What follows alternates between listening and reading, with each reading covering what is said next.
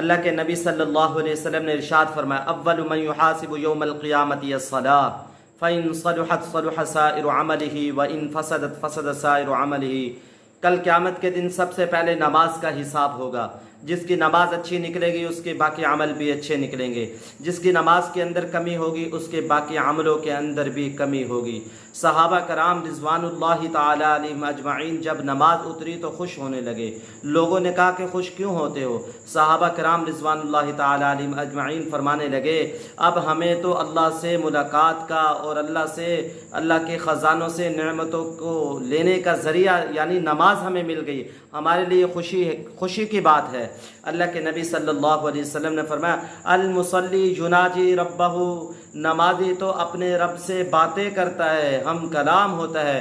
میرے محترم بھائیو، سارے خزانے، ساری نعمتیں، سب کچھ ایک اکیلے اللہ کے ہاتھ میں ہے۔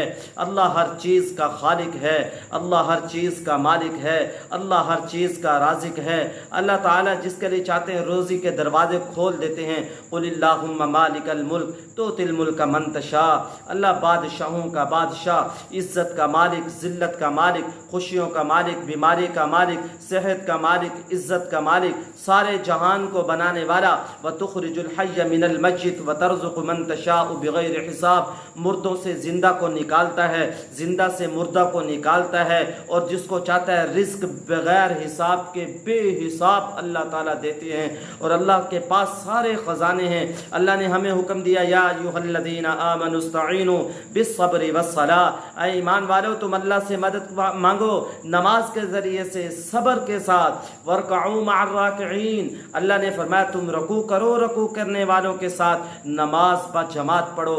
اللہ کے نبی صلی اللہ علیہ وسلم کی ایک حدیث ہے جب انسان وضو کرتا ہے، اچھی طرح وضو کرتا ہے، فاحذر الوضوء ثم اتى المسجد لا يريد الا الصلاة لم يخط خطوة الا رفع الله بها درجہ، جب انسان وضو کرتا ہے اور وضو کر کے مسجد کی طرف جاتا ہے، اللہ تعالیٰ اس کو ایک ایک قدم پہ اللہ اس کے گناہوں کو معاف کرتے ہیں، ایک ایک قدم پر اللہ اس کو نیکی دیتے ہیں، اور ایک ایک قدم پر اللہ اس کے درجات کو بلند کرتے ہیں۔ حدیث پاک میں آتا ہے جب وہ مسجد کے اندر بیٹھا ہوتا ہے، نماز کے انتظار میں ہوتا ہے، اللہ اس کو نماز کا ثواب عطا فرماتے رہتے ہیں۔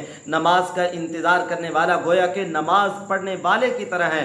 اللہ کے نبی صلی اللہ علیہ وسلم نے ارشاد فرمایا جب وہ مسجد کے اندر نماز کے انتظار میں بیٹھا ہوتا ہے، فرشتے اس کے لیے کیا کہتے ہیں؟ اللہم اغفر، اللہم ارحم، اللہم تب علیہ، اللہ تو اس کی مغفرت فرما، اے اللہ تو اس کے اوپر رحمت والا معاملہ فرما، اللہم تب علیہ، اے اللہ تو اس کی طرف توجہ فرما۔ فرشتوں کی دعا تو اللہ قبول کرتے ہیں۔ میرے محترم بھائیو، ہم نماز کی پابندی کریں۔ نماز کل قیامت کے دن نماز کا پہلے حساب ہوگا۔ الصلاۃ عماد الدین، نماز دین کا ستون ہے۔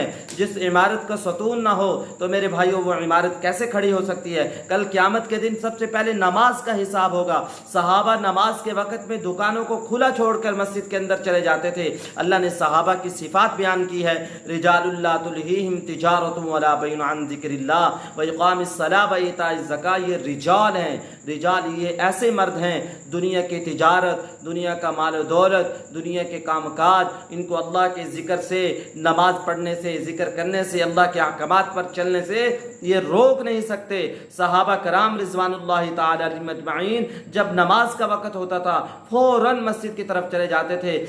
روزی کی برکت اللہ نے نماز کے اندر رکھی ہے۔ جو نماز کو پڑھے گا اللہ اس کی روزی میں برکت عطا فرمائیں گے، اللہ اس کو خوشیاں دیں گے، اللہ اس کی اولاد میں ایسی برکت دیں گے جیسے حضرت اسماعیل علیہ السلام کی اولاد میں برکت تھی۔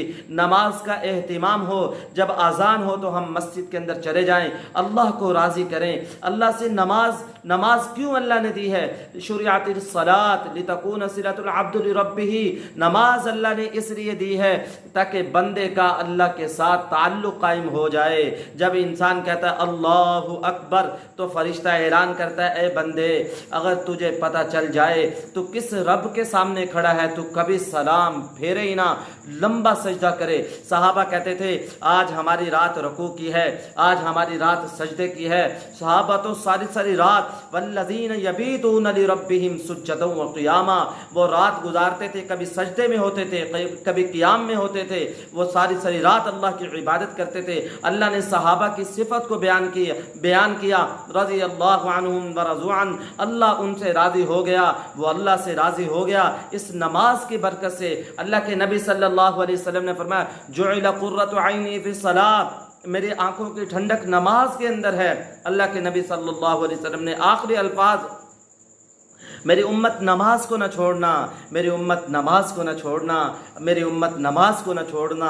आज कितने लोग हैं नमाज को छोड़ के नमाज नहीं पढ़ते। उनकी फ़िक्र करना, ख़ुद भी नमाज का एहतिमाम करना, क्योंकि अल्लाह ने इस उम्मत को हुवज्तबाकुम चुना है। अब हमारा यकीन है, ईमान है, नबी नहीं आएगा, नबूवत वाला काम इस उम्मत ने करना है। ख़ुद भी रातों को उठ के अल्लाह से दुआएं मांगना और दूसरों के लिए भी दुआएं करना, अपने लिए भी दुआएं मांगना, दूसरों के लिए भी दुआएं करना। ए अल्लाह पूरी उम्मत को नमाजी बना, ए अल्लाह मुझे भी नमाजी बना। अल्लाह के नबी सल्लल्लाहु अलैहि वसल्लम ने इरशाद फरमाया, इन्न फिल जन्नति गुरफन युरा ज़ाहिरुहा मिन बातिनिहा व बातिनुहा व ज़ाहिरुहा, जन्नत के अंदर एक महल है, एक खूबसूरत महल जो जन्नत के है, उसका अंदर बाहर से, बाहर अंदर से नजर आता है। अबू मूसा अशरी ने पूछा, या रसूल अल्लाह, ये महल किसके लिए? अल्लाह के नबी सल्लल्लाहु अलैहि वसल्लम ने फरमाया, लिमन अताबल कलाम, जो नरमी से बात करे, जिसकी बात के अंदर मिठास हो, जिसके कलाम के अंदर मिठास हो, लोगों को मोहब्बत दे, लोगों से नरमी से बात करे, ये उसके लिए। फिर दूसरी बात अल्लाह के नबी सल्लल्लाहु अलैहि वसल्लम ने फरमाया, वो अतअमत ताम, लोगों को खाना खिलाए। हदीस पाक में आता है, जिस घर से खाना फ़कीर के लिए जाता है उस घर की तरफ खैर और बरकत भागी हुई आती है। तीसरी बात अल्लाह के नबी सल्लल्लाहु अलैहि वसल्लम ने इरशाद फरमाया, वबात क़ाइमन वन्नासु नियाम, हाँ, ये जन्नत का महल उसके लिए सारी दुनिया के लोग सो रहे हों, ये तहज्जुद की नमाज पढ़ रहा हो, ये जन्नत का महल उसके लिए। मेरे मोहतरम भाइयों, तहज्जुद तो उम्मत बड़ी दूर चली गई, आज तो नमाज़ें ही उम्मत ने छोड़ दी। कितनी हम अपने रब्बुल आलमीन का हुक्म है, वाक़िमुस्सलाह, नमाज कायम करो, सारे जहान का रब, जिसने हमें हाथ पाँव दिए, दिल दिमाग दिया, जिसने सारी नेमत दी, जो हमें कल क़यामत के दिन उठाएगा, फिर पूछेगा, मेरे बंदे क्या अमल लेकर आया है? तुझे मैंने जवानी दी थी, माल दिया था, जमाल दिया था, चीज़ें दी थी, हुस्न दिया था, तू मेरे अहकामात पे कितना चल कर आया? अल्लाह को क्या जवाब देंगे? मेरे भाइयों, तौबा करके अल्लाह से ताल्लुक़ कायम कर लें, अब से तय कर लें